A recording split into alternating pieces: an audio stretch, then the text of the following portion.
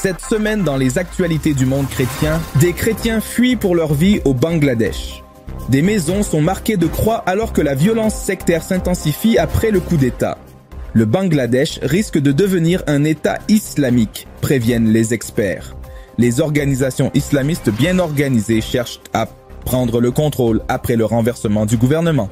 Les organisations chrétiennes s'efforcent d'apporter nourriture et soins médicaux aux familles déplacées. Bonjour à tous. Bienvenue à l'édition de cette semaine des actualités du monde chrétien.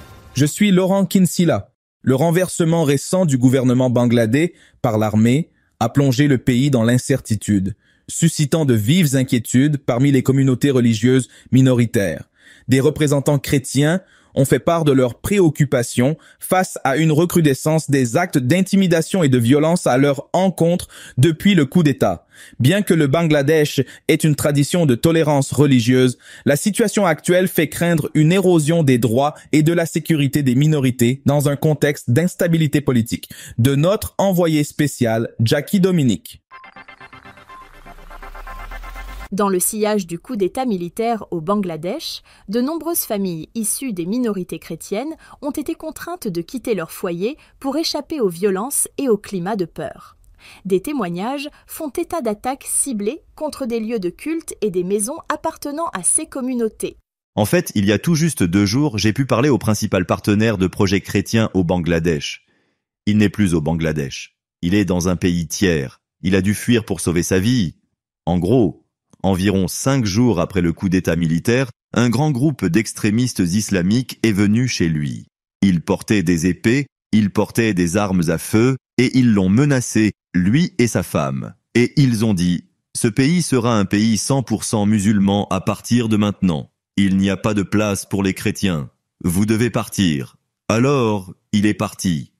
Il a dit qu'en partant, il a vu que d'autres maisons chrétiennes de son quartier avaient été marquées de croix par les extrémistes, afin que tout le monde puisse voir qui était chrétien et qui était une cible potentielle.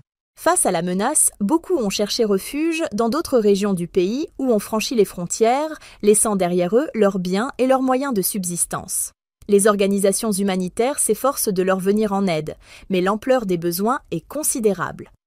L'instabilité politique qui règne au Bangladesh depuis le récent coup d'État militaire soulève des questions quant au rôle des mouvements islamistes dans le pays. Selon des analystes, certains groupes extrémistes chercheraient à tirer parti du chaos pour étendre leur influence et promouvoir leur agenda. Bien qu'il soit difficile d'évaluer leur poids réel, la crainte est que ces mouvements ne cherchent à imposer une vision plus radicale de l'islam au détriment de la tradition de tolérance religieuse du Bangladesh. Les appels se multiplient pour que le nouveau gouvernement prenne des mesures fermes afin de protéger les droits de tous les citoyens, quelle que soit leur confession.